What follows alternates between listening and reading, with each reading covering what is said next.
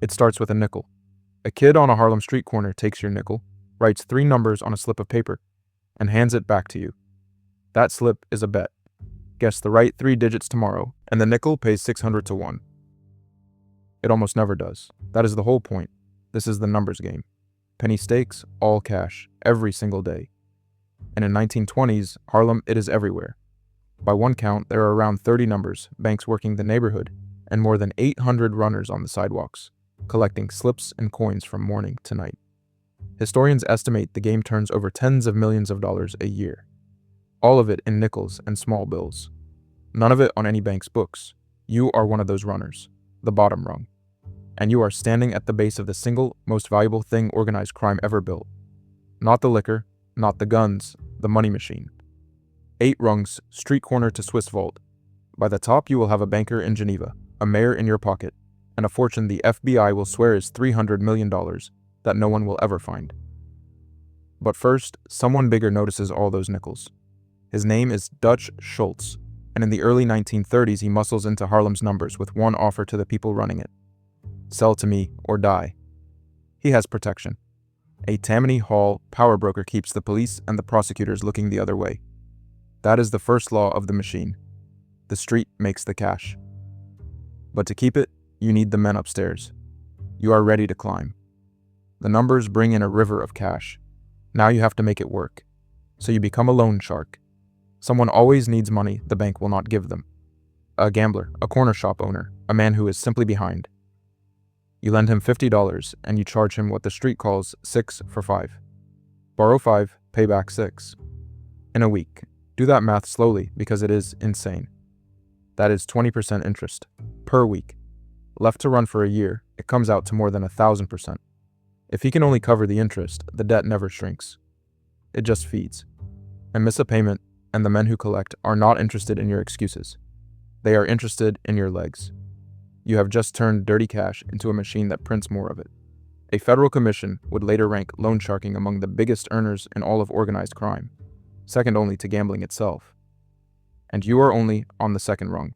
Street lending is small. To get truly rich, you stop robbing people and you start taxing them. You take over a union, not the whole thing, just the man at the top. Control the union that supplies the workers, and you control the industry that cannot run without them. In New York, the families do this to entire trades at once. They carve up the concrete business and call the arrangement the concrete club. The rule is simple. No company can pour concrete on a major job anywhere in the city without the mob's blessing, and every contract between $2 and $15 million pays a flat 2% straight to the crime bosses. 2% off the top for permission to work. You are not a criminal in an alley anymore. You are a line item.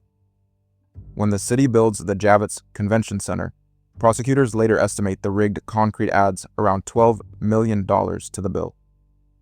In the garment district, the mob's grip on the delivery trucks adds an estimated $60 million a year. After the mob is finally forced out, the cost to ship a single garment across the city falls from about 40 cents to 15. Everyone paid the difference, and almost nobody knew your rung of the ladder existed.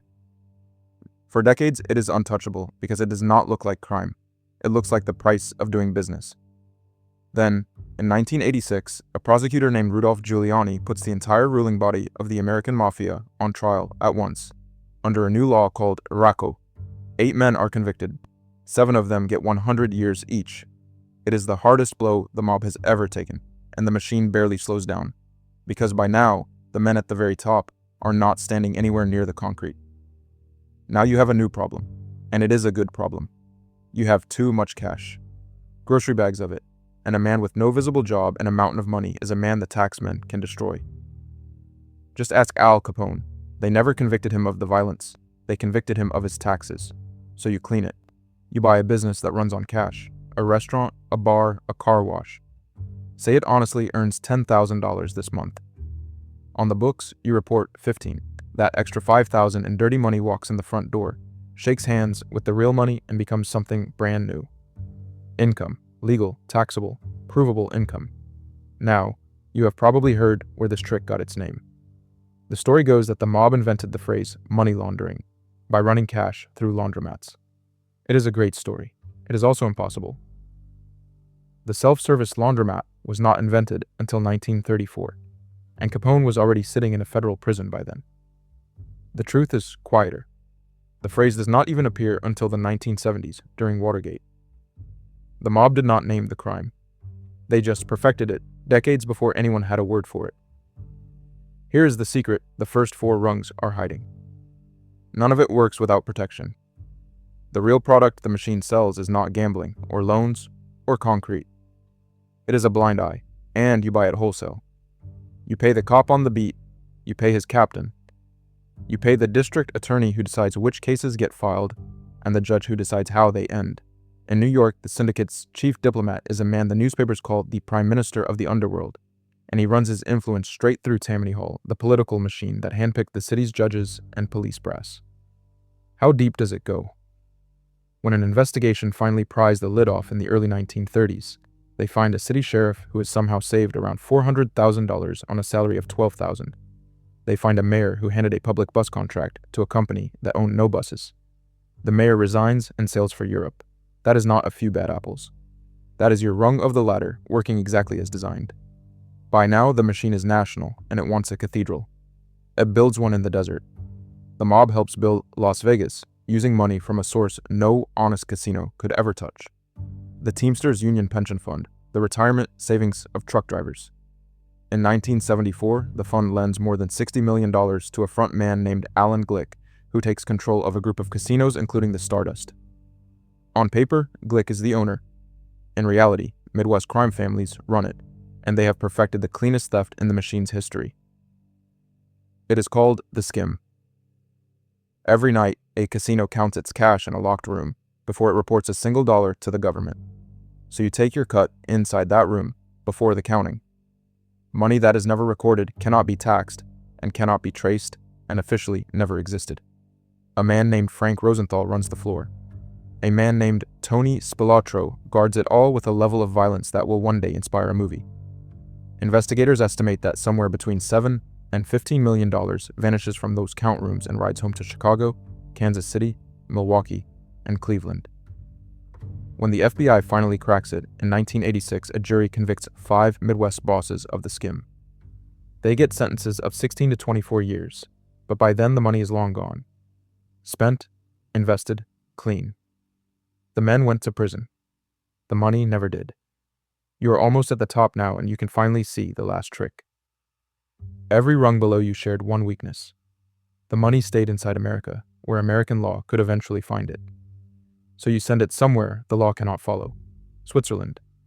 Decades before anyone says the words money laundering, the machine's smartest man is already wiring cash into numbered Swiss accounts, protected by secrecy laws so strict that not even a government can see inside.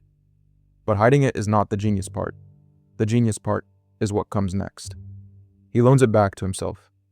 The dirty cash sits quietly in Geneva. Then a clean, respectable loan arrives from a Swiss bank to one of your American companies. Except it is not really a loan. It is your own money coming home wearing a suit. And here is the part that should make you laugh or scream. Your company now pays interest on that loan, and then deducts that interest from its taxes.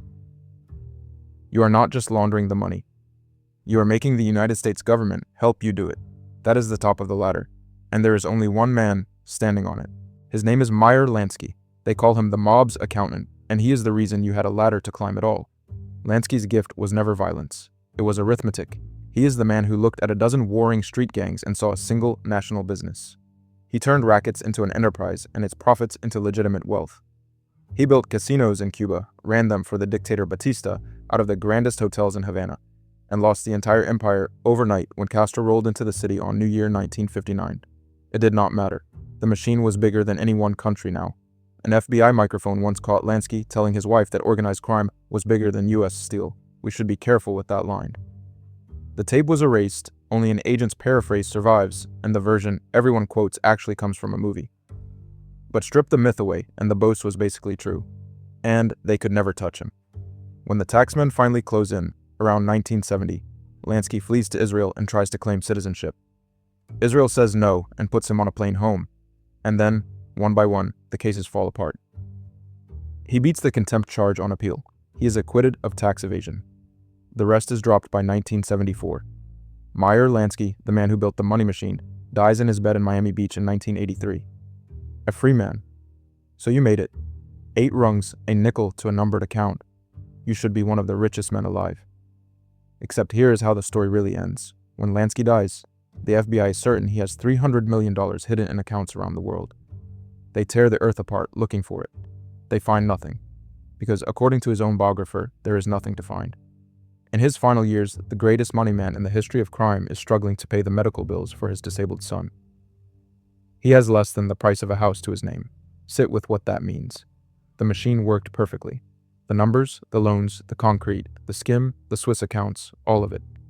It turned nickels into an empire and dirty cash into clean power. But the money man himself did not end up with the fortune. Because the fortune was never really the point. The machine was the point, and the machine did not die with the Lansky. It just went legitimate. The numbers racket became the state lottery. The loan shark became the payday lender charging 400%. The casino skim became offshore banking. Every rung you climbed is still standing today. It just has a license now, and a logo, and a seat at the table. That is the real racket. The mob did not lose. The mob won so completely that we stopped calling it the mob. And that's the racket. If you want to see how the rest of these machines really work, subscribe. The Racket. A new one every week.